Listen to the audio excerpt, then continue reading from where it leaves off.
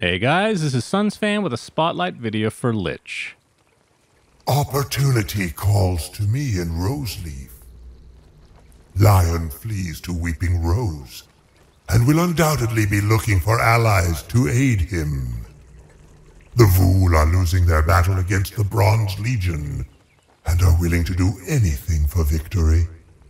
And the Crystal Maiden of Ice Rack happens to be on holiday.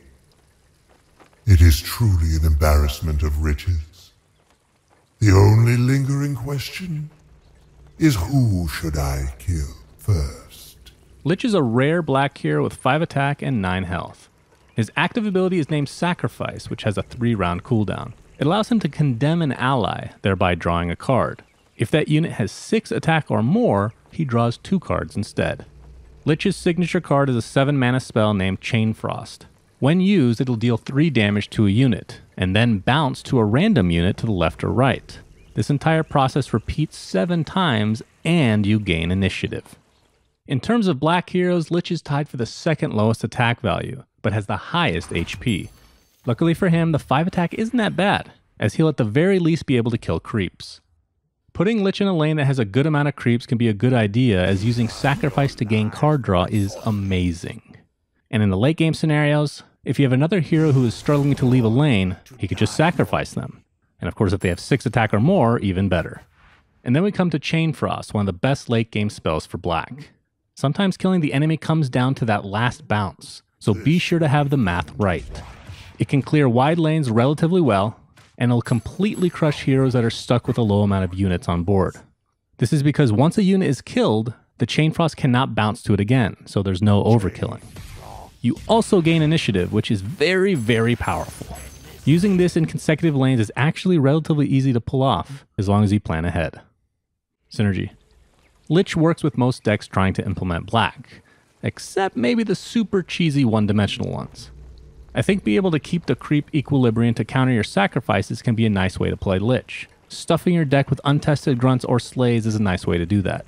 Also, Hipfire is great for killing creeps or heroes, and also gives you initiative, which will help you set up a Chain Frost in the following lane.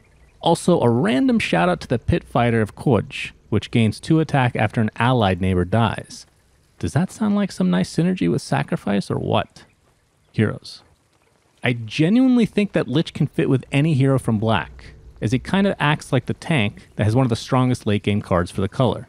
I think combining him with green can be interesting, considering he wants to kill melee creeps, which that color won't really miss considering the amount of summons they can create. Counters. I'd say a couple things counter Lich. Although Chain Frost is good for clearing out lanes, you need 7 mana to use it, meaning early push can be hard to contain. It can also make it more difficult to sacrifice creeps every time it's off cooldown, as your tower might be taking too much damage. Also, armor counters Chain Frost to a very high degree. Finally being able to use that spell only to see some huge red heroes with ridiculous armor values can be pretty demoralizing. Items.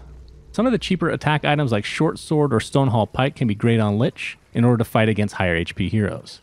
Blink Dagger is also quite good to set up a Chain Frost, although that's technically for any hero that has Lich in the lineup. And also, Book of the Dead is pretty cool, as it will provide a little bit of HP, as well as zombies to fight for your cause whenever an allied melee creep dies. Again, the synergy. To see the ratings of every card from professional players, be sure to visit artifaction.gg. If you want to be featured on this channel, you can also submit memorable clips you see on stream to us at artifaction.gg/submit. Thanks for watching and subscribing to ArtifactCinema. Be sure to click that bell icon in order to get notified when we put up a new spotlight or guide.